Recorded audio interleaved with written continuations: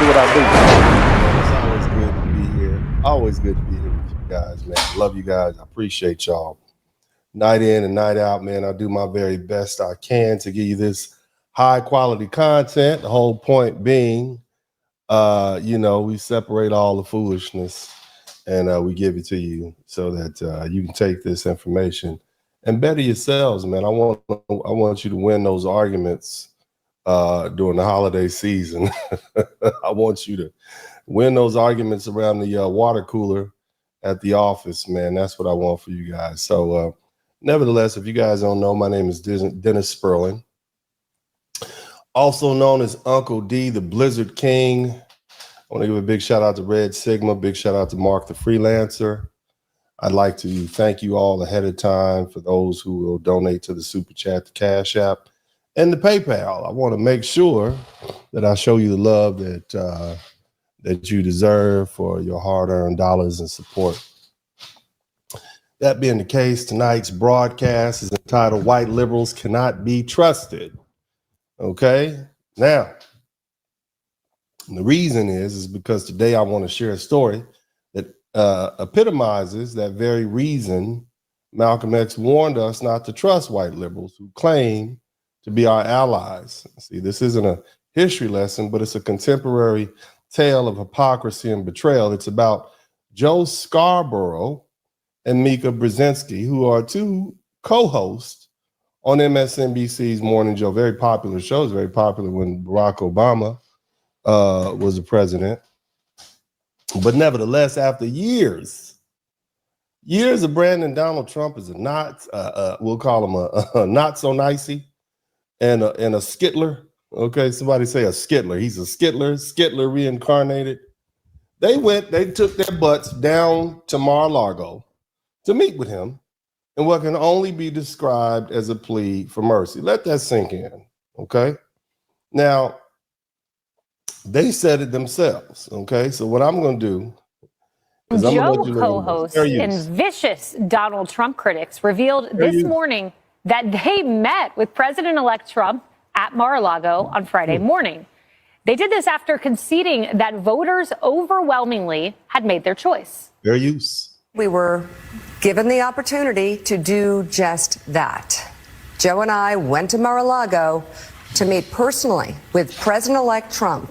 It was the first time we have seen him in 7 years. And it's going to come as no surprise to anybody who watches this show, has watched it over the past year or over the past decade, that we didn't see eye to eye on a lot of issues, and we told him so.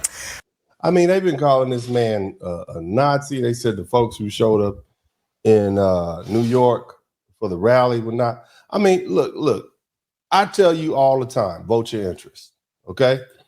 And the reason I tell you all vote your interest is because I've studied all of Black America's greats for long enough to realize that these folks are full of crap, okay? These white liberals are full of crap, and the Republicans are full of crap, and you have to vote your interest. You have to be intelligent enough to figure out what your political interests are and not align yourself with a party. Because at the drop of the hat, guess what's going to happen? They're going to go back and cuddle up next to whoever's in power. You see? So to me, this is white privilege at its finest. Let's keep listening. What we did agree on was to restart communications. In this meeting, President Trump was cheerful. He was upbeat. He seemed interested in finding common ground. He won. Of course, he's all those things. He won, and you got to come down there with your hat in your hand and your tail between your legs, looking like a fool, you and your husband. That's what you had to do. And so, of course, he's upbeat. That was a early Christmas gift for him. With Democrats on some of the most divisive issues. And for those asking why we would go speak to the president-elect during such fraught times, especially between us, I guess I would ask back, a lot of stuff. Why wouldn't we? Why wouldn't you? Because you said he was Skittler. Okay? Somebody type Skittler in the chat room. You said that you told all of us for the past 7 years that he was Skittler. Okay. and that this rally in New York was a shiitake rally. Okay, that's what you said. We was like, all hail Skittler. Okay, that's what you told us. And now you down there shaking hands with Skittler. You want to sit up and have a cup of Java.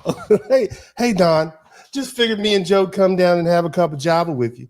That's what you did. You did it. That's what you did. Now you're on TV eating crow, looking like buffoons, looking like hypocrites. I'm going to break this down. I wish we had our great minds like Brother Malcolm much longer than we had him. But he left a great message for us, and I want to use this along with some of our other greats. Again, remember what I said. Vote your interest, brothers. I don't care if they're Republican or Democrat. I voted Republican for the presidential. I voted a lot of Democrat on the local. I voted some Republican on the federal level. I vote my interest. I'm not aligned to one party or another. Even though I'm a registered Democrat, that's the intelligent thing to do. But let's keep listening. So why wouldn't you meet with Donald Trump? I'm thinking really hard. Well, maybe here's why. Listen to this. These are your own words. That is somebody type ship hole in the chat room. Ship hole. Like battleship hole. Somebody type ship hole. That's what he said about Haiti. He said that about y'all. I'm just saying. I'm just saying. I'm not being evil. That's what the man said. Let's keep listening. Tearing more at the fabric of America than attacks on the Twin Towers did. We rebuilt from that. We became stronger because of that. But why do you meet with him then, Joe? A far graver threat to the idea of America. He's a graver threat to 9/11. If they continue their support for Donald Trump. You mean Donald Trump from Home Alone is a greater threat to 9/11? Did you really mean that, Joe? Or are you just saying stuff? Look at old skinny Al. They needn't fool themselves. A second Trump administration would destroy the Department of Justice, would destroy the FBI. This is not a reach. I could go back and talk about Nazi Germany, and I do it without any concern. But you decided to have coffee with Skittler down in Mar-a-Lago, Florida. You didn't wait till you got to New York. You took your ass down to Florida.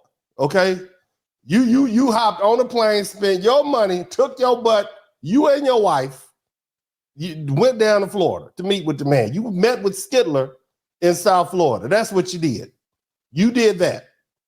Okay, but he's supposed to be a threat to democracy whatsoever. And if people can't start drawing the parallels, well, you're just stupid, or you have your head in the sand, or you're one of them. Oh, we stupid. We stupid. We stupid, but you're the one that took your wife down to Skittler's den. Somebody typed Skittler in the chat room. Skittler was happy to see you because Skittler was laughing at you.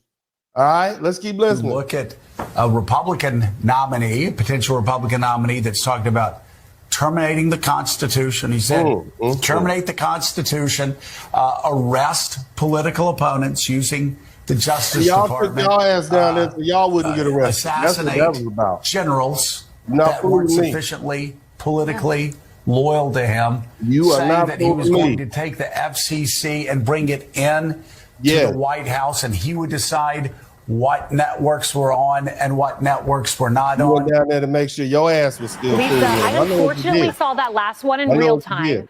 He literally said Donald Trump would assassinate generals and use SEAL Team 6.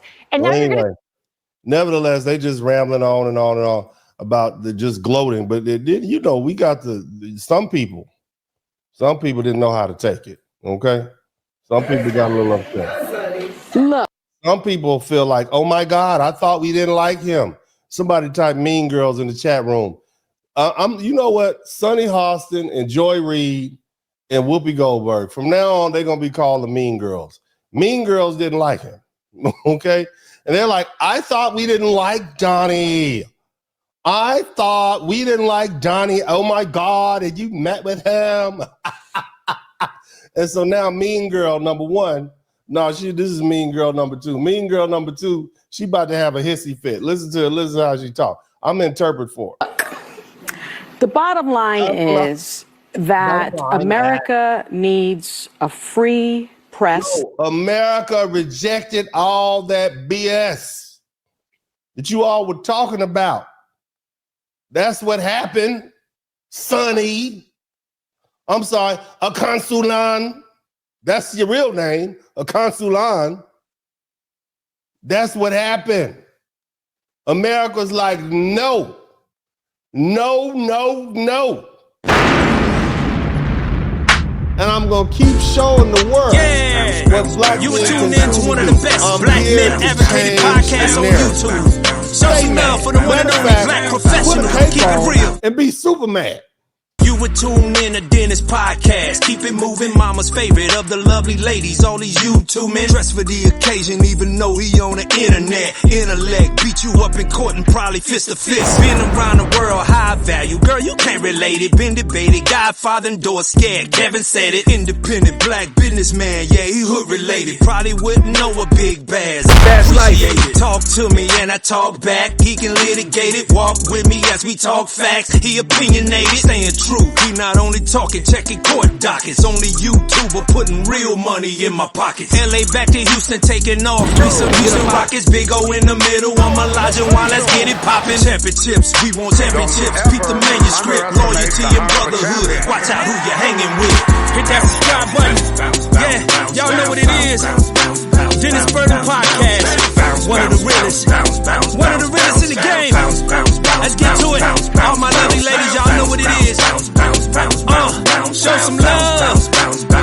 Yeah, hit that like button. Subscribe right now.